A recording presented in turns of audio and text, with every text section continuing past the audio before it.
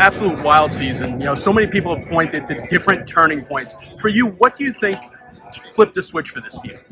I think it was just the course of time because it takes 162 games to have a complete season, and from the start we have talent, we've had all the right pieces. It's just that we needed a full year to kind of show who the New York Mets were, the 2024 Mets were. So I'm just really proud of our guys that we got to this point, but we need to finish. Like we're in crunch time right now, but we need to.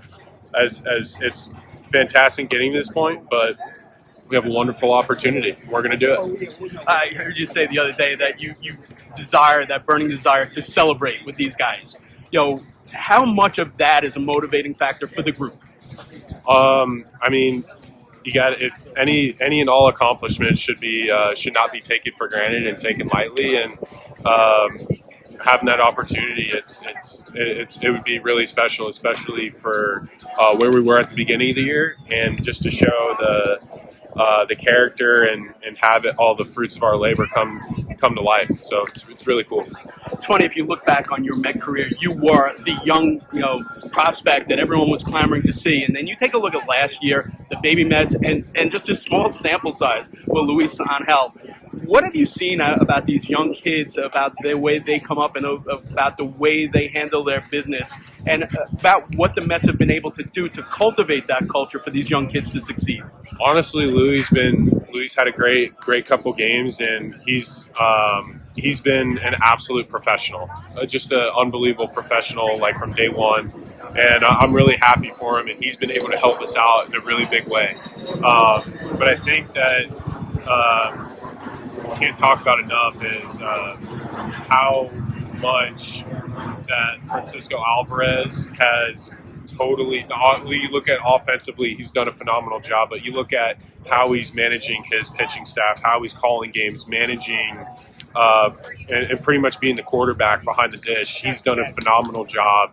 Mark Vientos, obviously phenomenal season hitting, but I don't think enough people give him credit for how good he's been defensively. He's been just takes leaps and bounds so much. He's had so much improvement. He's played a phenomenal third base for us.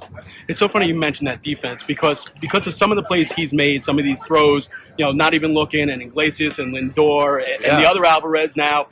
But what maybe flies under the radar is the plays that you've been making, whether it be those stretches or adjusting to those throws.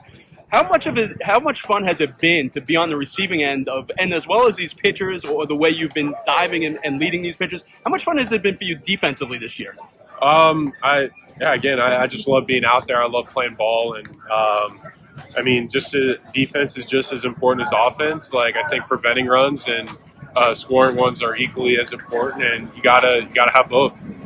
Lastly, and I guess it's a tremendous thing that the Mets are in this playoff run. So what a lot of people might not even been thinking about is there's a possibility Sunday could be your last home game as a New York Met. Do you think about that at all? Because, like, in the past, guys like Conforto, when the newspaper sellers get that standing ovation. That's probably not going to happen because you guys are moving on to a playoff. We don't know where it's going to be. Does that even enter into your mind? No, because all of us plan on playing more games here in the postseason. That's the thing. And then regarding free agency, we'll see where it takes us. But we love it here, and New York's home for us. So I'm sure things are going to work out just fine.